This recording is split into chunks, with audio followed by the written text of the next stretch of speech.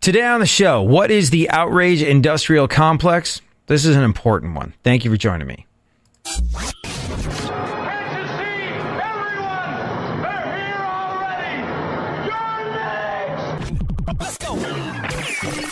Welcome to the future, where the glass is half full and you'll need new glasses, where you'll be jumping from conclusions. The past is annulled, and a new future is born.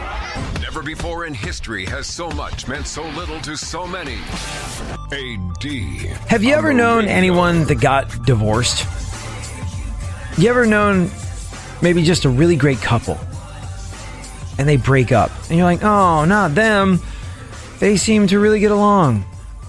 He was really nice to her. She was really nice to him. They laughed. They kept each other company. They did all the things that people are supposed to do for each other in a relationship. They were kind of a shining beacon of how things should be. If things didn't work out for them, what hope is there for the rest of us? But you see these relationships that just seem like freaking fantastic. And sometimes they don't last. Sometimes they last for a really long time and then they fall apart. And it's weird because you see these two people who you've been with. Maybe you've been to dinner with them. Maybe you've gone on vacation with them. Maybe you've just been around them. You're like, they were so cool to each other. They treated each other so well. They really loved each other. And then you talk to one of them about it. Like, oh yeah, they were the devil. Oh, wow. Gosh. What a miserable decade of my life that was. So glad. What an escape I made. I am done with that person. That person is evil, awful, terrible. And like, well, you spent 10 years with them. And I know, because I was around, that some of those 10 years seemed to be good. And you know, I was talking to a shrink buddy of mine about this. Do people wake up one morning and go, oh wait, I hate you? Or oh wait, I never realized you're a terrible person? And my buddy was like, no, it's not that at all. It's just that sometimes the pain of the relationship ending is so difficult. Two people that really were great for each other hit a stumbling block, hit something insurmountable, hit something that they couldn't overcome, couldn't work their way around. And that's tough. They've had this life together. They were genuinely happy. They genuinely loved each other. Maybe they still genuinely do love each other. But they can't be together for whatever reason. There's just no getting around it. And that's incredibly painful. That's difficult. That's sad. Watching a relationship die. Watching it go down in flames after you had all your hopes, dreams, life pinned on it is a tremendously difficult thing. So what folks tend to do as a coping mechanism is vilify the other person. Because the fact that they couldn't deal with each other, or that there was this thing they couldn't overcome, they can't deal with it. They can't handle it. It is too painful.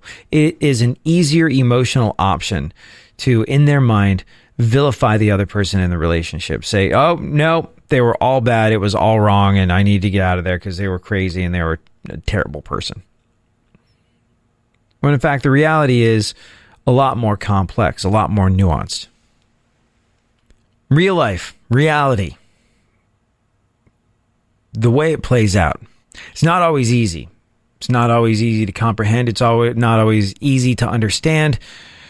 And it's not always an easy thing to deal with. The reality of real life is something that sometimes is just too painful to meet head on. So we, being the fragile and imperfect human beings that we are that need to soothe ourselves, will create a narrative in our mind that makes real life easier to get along with. That idea that, well, it didn't work out. We couldn't see eye to eye.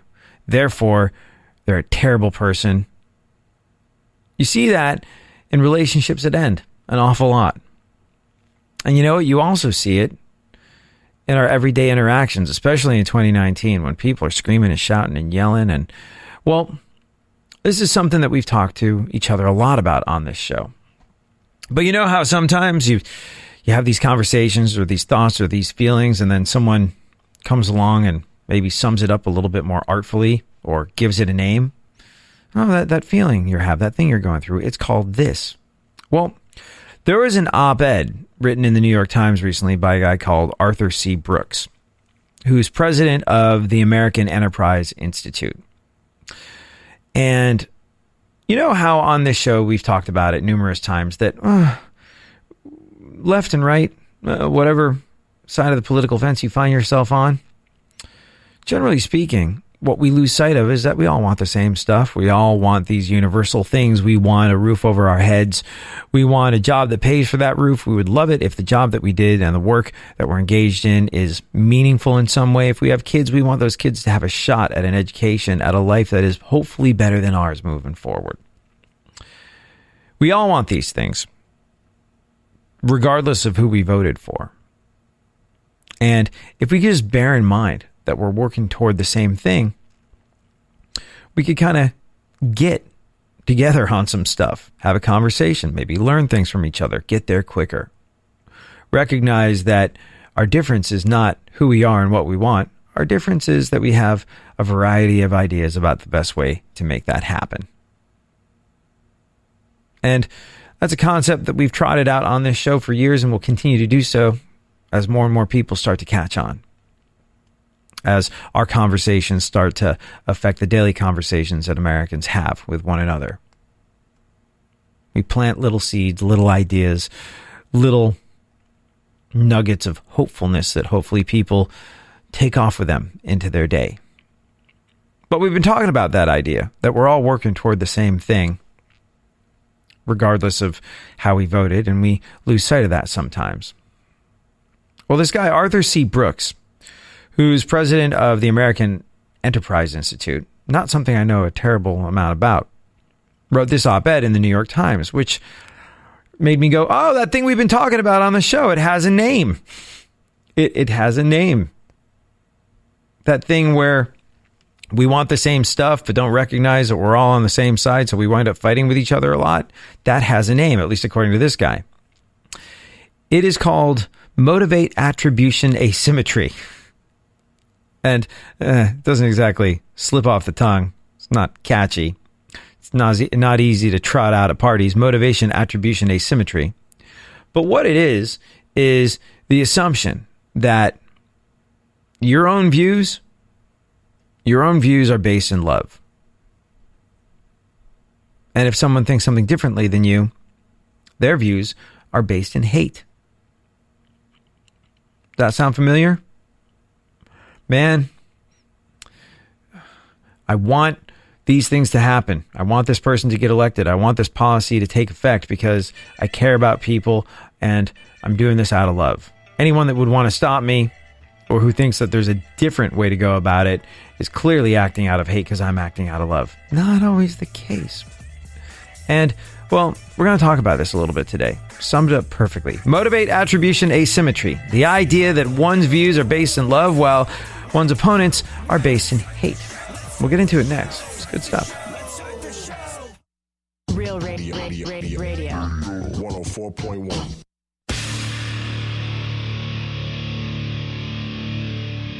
Where the left and right come together for fundamental truths. AD on the radio, on Twitter at ADSXE. So, I had this meeting a little while ago with the head of podcasting for iHeartRadio. And it was actually good. Guy's super cool, knows what the hell he's talking about. And he was like, your talk show is not really a podcast. And I was like, well, okay, but there's a podcast made with it after the fact. And he was like, right. But you know what podcasts have? Podcasts have themes. They've got subject matters. They're niche oriented. You know, there'll be podcasts on specific entertainers or podcasts on movie genres or podcasts all about just one TV show. So people can talk about the TV show after they watch the TV show. Yours is kind of, well, what is it? It's just AD on the radio.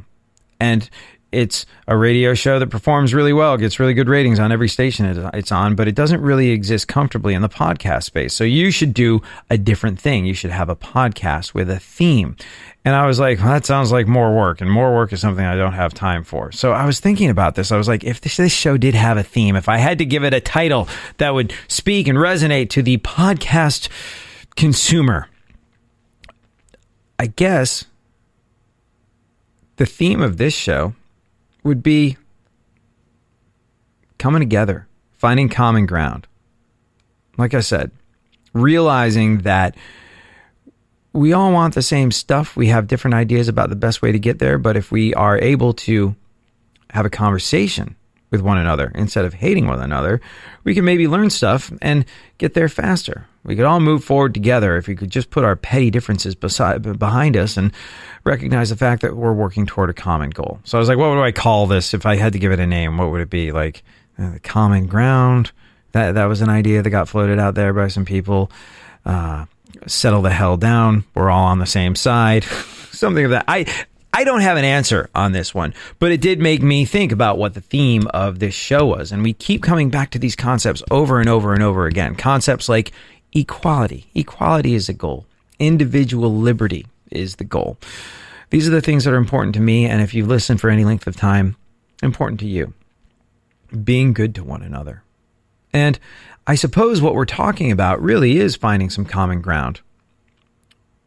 Managing to put aside petty differences for the sake of the common good. Common good, common ground, I don't know. It's just this demand on me to come up with a theme for the show made me start to think about what it is we're about around here. What you and I talk about on this show on a regular basis. So maybe I'll name it something like that and we'll be off to the races in the podcasting world. We already do all right there anyway. But my point is not that. My point is this.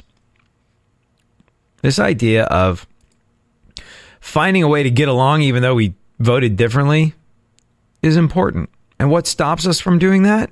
Well, like I was saying, sometimes when you don't understand something, sometimes when things aren't working, it's just easier to vilify the other person. Like that couple that were in what seemed like a great relationship. They seem to really love each other and get along. But then they hit a roadblock. They can't get over it. They wind up divorcing, breaking up, whatever the case may be. And all of a sudden, this person that they loved and were the champion of and were the best friend of for years and years, they're vilifying them. Why? Because it's just easier for them to deal with the pain of things not working that way. A simple, more comfortable narrative. And that's what we have to divorce ourselves from. This idea that people who are not us are evil or motivated from hate. Motivated by hate, rather. And that's why I brought up this New York Times op-ed that was written by this dude, Arthur C. Brooks, a man who, quite frankly, I don't know very much about. He's president of the American Enterprise Institute, but he managed to put into words something that we talk about on the show all the time. And that is the motivate attribution asymmetry, the assumption that one's own views are based in love while one's opponent's views are based in hate. He said, people often say that our problem in America today is incivility or intolerance. And you hear that all the time. People screaming and shouting at each other. I mean, the internet's only exacerbated the problem. You get all brave, you get all pumped up, you start talking like you're a prize fighter and you're about to kick some ass and take some names because you're on Twitter and you don't have to look someone in the eye and respect them like you do when you see another human being face to face. And then that behavior bleeds out into the street and people get all emboldened behind a keyboard and get all pumped full of adrenaline and anger and walk out with that I'm going to kick some ass Twitter attitude, and they take that into real life. And people, have been devolving and treating each other not especially well. But yeah, he said, people often say that our problem in America is incivility or intolerance. This is incorrect. Motive attribution asymmetry leads to something far worse. Contempt. Contempt is the noxious brew of anger and disgust. And not just contempt for other people's ideas, but also for other people. In the words of philosopher Arthur Schopenhauer, contempt is the unsullied conviction of the worthlessness of another. It's like when you're road raging. Someone who drives in a way that puts you at a disadvantage, someone who maybe cuts you off or forgets to signal or whatever, you get this absolute contempt for them because you're not looking them in the eye. You can't see their face. You're making assumptions about who they are based on how they're driving and the type of car they're driving. You're separated from their humanity by a couple pieces of glass. And, well, you developed instant contempt for people. This stuff used to be limited to the internet and to road rage. But it's playing out in everyday life. The unsullied conviction of the worthlessness of another. We're letting this pervade how we make our way in the world. He goes on to say, essentially, motive attribution asymmetry is the exact opposite of giving someone the benefit of the doubt. How quick are we to give someone the benefit of the doubt in this day and age? Seems like a quality that is going the way of the dodo, doesn't it? I'll give him the benefit of the doubt. Everybody's going through something that we don't understand. I don't understand what this person's going through. I'm not going to hold it against them. I'm going to give them the benefit of the doubt and assume that they're a good person. And this interaction just didn't go well. Or the things that they're saying that upset me are just the result of something that takes a lot of effort. That takes a lot of humanity. That takes a lot of time. And we're being drained of our time as well. So it leads to the exact opposite of the benefit of the doubt. This motive attribution asymmetry.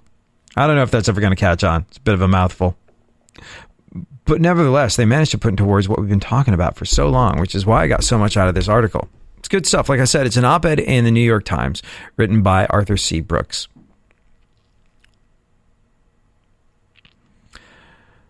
But rather than assuming that the person you're interacting with is a decent human being who just happens to disagree with you, motivation attribution asymmetry leads to people jumping to the conclusion that people who disagree with them do so out of malevolence. That whole, everyone's entitled to their own opinion, less and less these days. And we need to let people be entitled to their own opinion. We need to let people be themselves. We need to celebrate the individual in America. We are a country founded on the idea of individual liberty and individuals being able to pursue, well, life, liberty, and happiness. It's on a rather significant document that laid out back in the day what we were supposed to be about in America. And we're not giving that to one another in this day and age. And that is, quite frankly, pretty freaking un-American.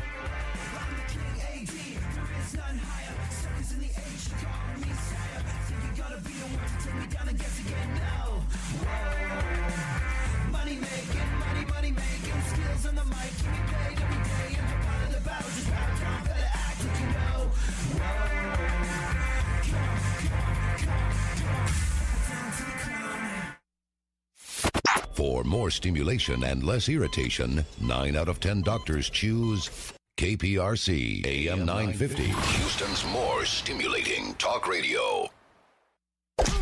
Don't get the blues, get all the news. We mean all of you guys out there in Radioland. All aboard! He's back. AD on the radio. So like I said, this article that really spoke to me and really kind of crystallized some of the things that you and I talk about and have been thinking about over the last couple of years on this show. Written by Arthur C. Brooks about motive attribution asymmetry, which is summed up as being the exact opposite of giving someone the benefit of the doubt. It's thinking that somebody who disagrees with you is evil or malevolent. How did we get to this place? He talks about, and again, this is good stuff. This is putting into words something that you and I have been talking about for years. We talk about manufactured outrage on this show. We talk about people feeling all puffed up because they get angry, and we talk about media and politicians riding that puffed up anger into big fiscal wins and sometimes big political wins. But he calls it something. He said that this idea that people that think differently than us are malevolent, evil, America hating people has been intentionally cultivated by, like we've said millions of times on this show, politicians, media, activists. And he calls it, wait for it, I love this, the outrage industrial complex. I know, it's pretty good, right? The outrage industrial complex. And the way this works is by pandering to one side, one ideological side.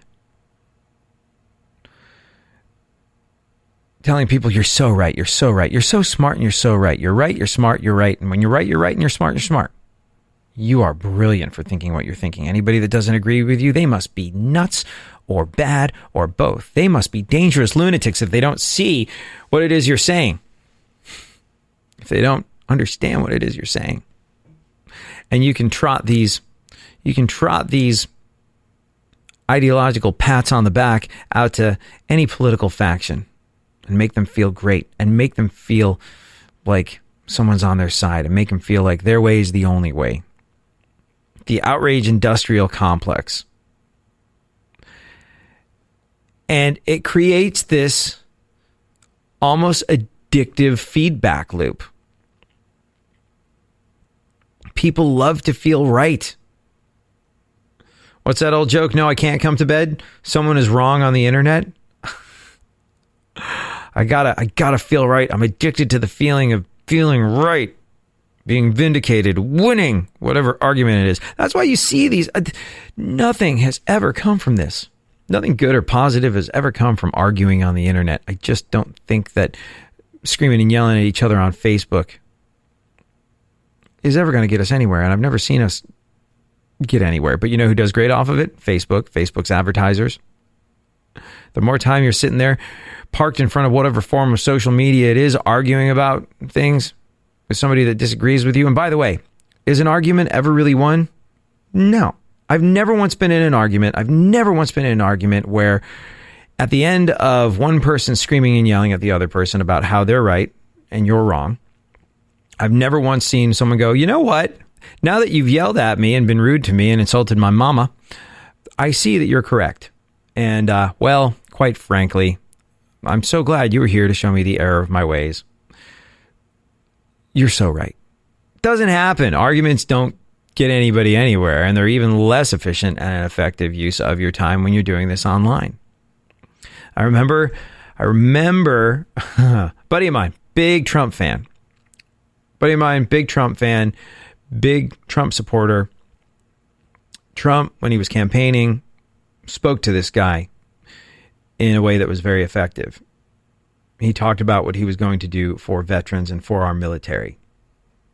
And this guy is a veteran. This guy is someone who's part of our military. This guy is a guy who ran up against a lot of the problems that veterans have run up against.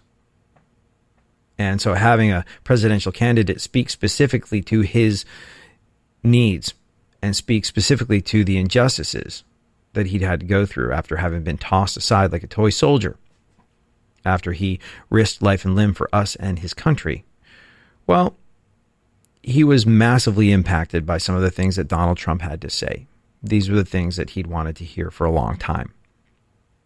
And so he drives for Uber, but he spent an awful lot of time online screaming and yelling about politics in the run-up to the election.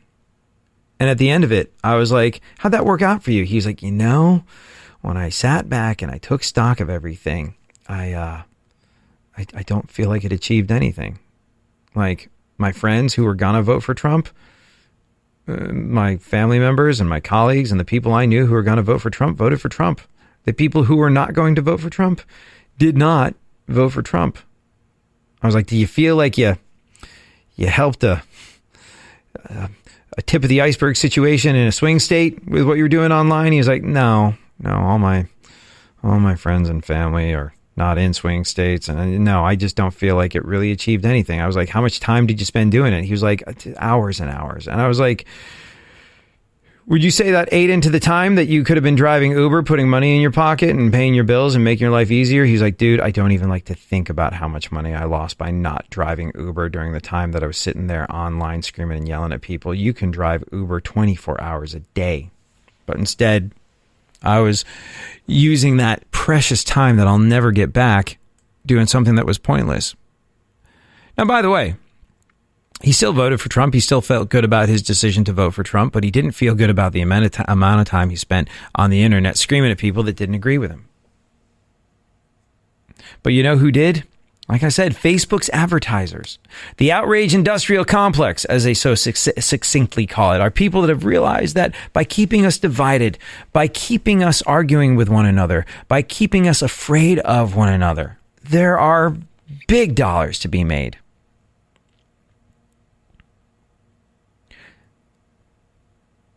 Politicians, media, folks that run massive social media platforms, they realize that if they stroke your ego and through an algorithm put you in a room full of people, whether it be a real room or a virtual room, that are going to agree with you and tell you you're right and right on, you're so correct about everything, you're going to feel vindicated. You're going to feel that dopamine hit that comes from seeing a certain number of likes on your post about something that you're impassioned about from people that already agreed with it in the first place.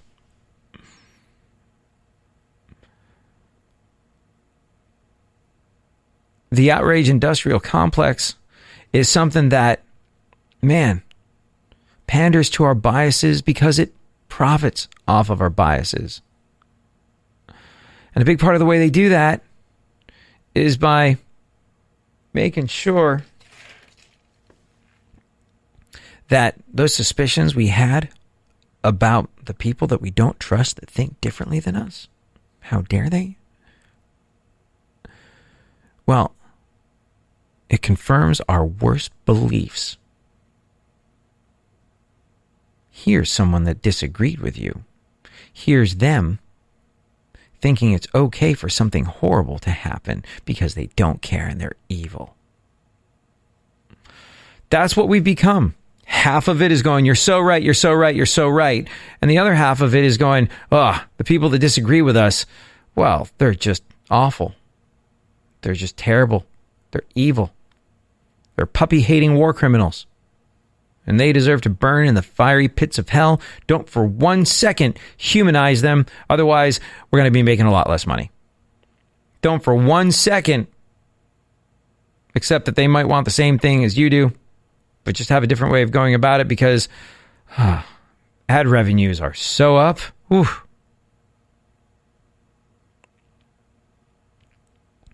And this goes back to what we were talking about with that couple that splits up. They were so in love. They were so good to each other. And now they'll both claim that the other was the devil. That they don't have one redeeming quality. That every second that they spent with them for however many years they were together was just an absolute waste of time and life that they will never get back. It's a coping mechanism for people. It's satisfying to hear that you're right and someone else is wrong. No, I'm with you on this one. They're wrong. She did that. Horrible. You're better off without her. I know. He did that. That son of a bitch. I know. You're all having dinner together, having laughs, fun conversations, getting along. Because there's some good there. I'm generalizing. I don't know anything about your relationship or the relationships of people, but this is a scenario that plays out over and over again. And I keep coming back to the marriage or the breakdown of a relationship because it's such a relatable point and it's so indicative of where we are in America. The need to vilify someone because it doesn't work out or we can't see eye to eye. Sometimes you're not going to see eye to eye. It doesn't mean the person that feels differently than you is a horrible, awful, evil, America-hating person that must be stopped.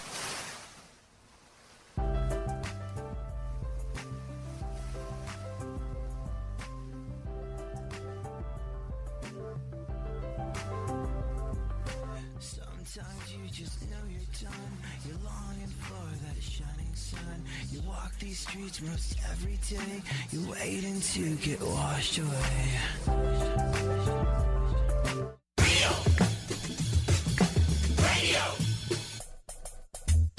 Radio.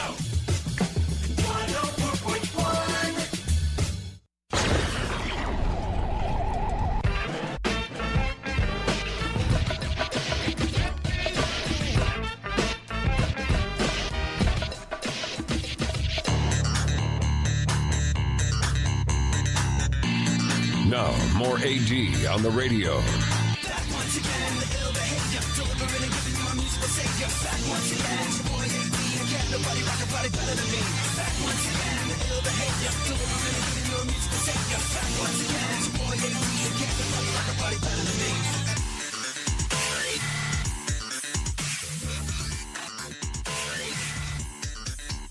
So, I haven't been back to England in a while, and I understand that they're angry, and I understand that they're divided, and I understand that they too have Facebook, and they too have been separated into packs, and, oh man, they've got that whole Brexit thing to contend with now, and that's an incredibly divisive issue that makes people paint with incredibly broad strokes, and no one's really doing their best to understand someone that was for Brexit or against Brexit when you feel the opposite way. But oftentimes when I think about how we can improve the situation in America, I think back to what it was like growing up in England. English people, and like I said, I don't know if this is the case now, but when I was a kid growing up in England, English people were really good at dealing with conflict because, well, I guess they were polite. Politeness will get you, man, a long way. Being polite. What's the old expression? It doesn't matter if you're right, if you're rude, you're wrong. Politeness is something that we're definitely losing sight of in America. And politeness is something that doesn't necessarily always play well with that built-in genetic predisposition to be American, get out there, kick ass, and take names. We bring this up often, but I look at the Great British Bake Off, and you see how an English baking competition plays out. The contestants are helping one another. It's the weirdest thing, and they're being really nice to one another. Oh, I say, you forgot to pop that into the oven. Shall I get it for you? Yeah, absolutely. Oh, I've dropped my souffle. Oh, don't worry, I finished mine. I'll whisk up whatever it is you need to help us all get there.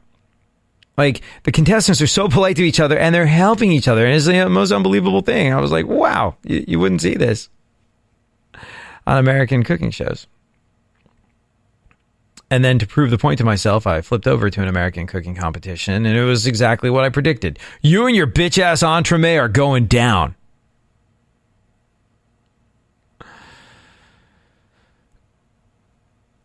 And I suppose that idea of politeness, that idea of just basic human decency and manners, that'll get you there. That'll get us an awfully long way. That can really help to mend some fences.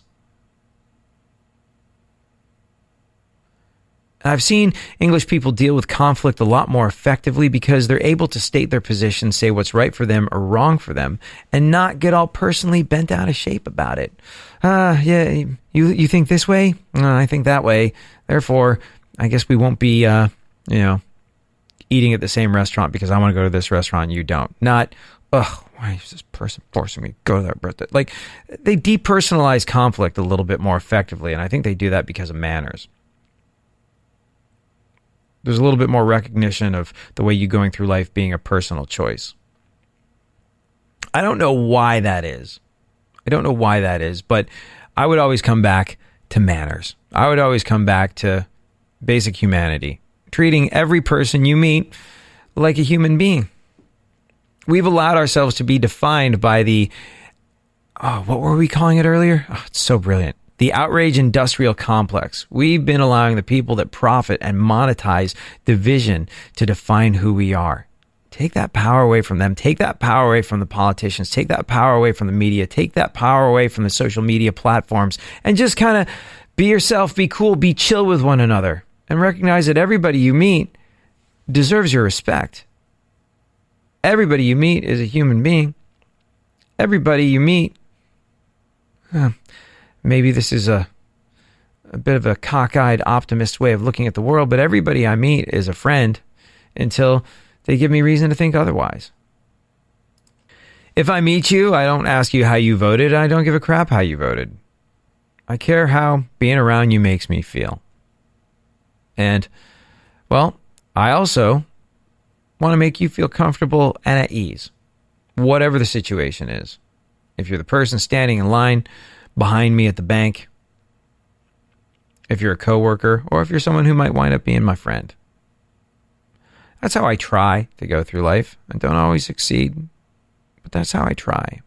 And that is that quality that the politicians, the media, the outrage industrial complex would like to strip us of, because it's not easy to profit off of politeness. Look at, again, this is why I'm never going to drive that nice of a car or live in that big of a house, and I'm cool with that.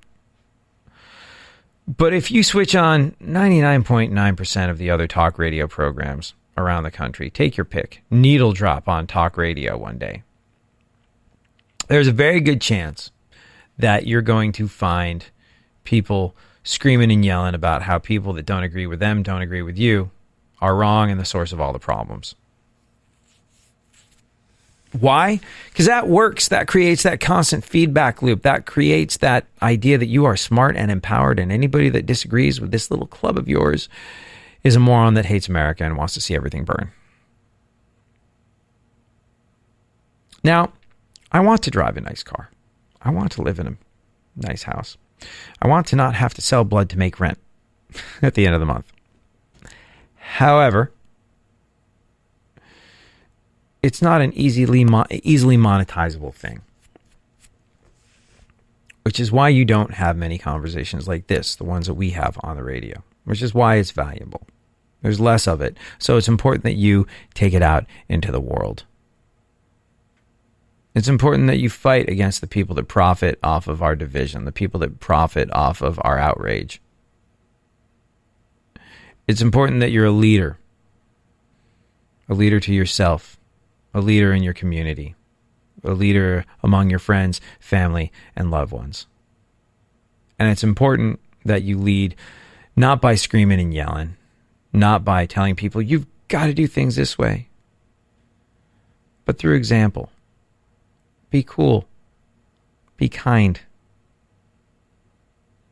Be good to the people around you. Treat them as though they're your friend until you have reason to do otherwise. And then, when you have reason to do otherwise, double down on friendship. It's not easy. It's not for the meek. It's not for the weak. True kindness, true compassion, it takes some guts. It takes real courage. Hiding behind a bunch of people that are screaming and yelling in front of you that you're right about everything. Where's the adventure in that? Where's the fun in that? So there you have it.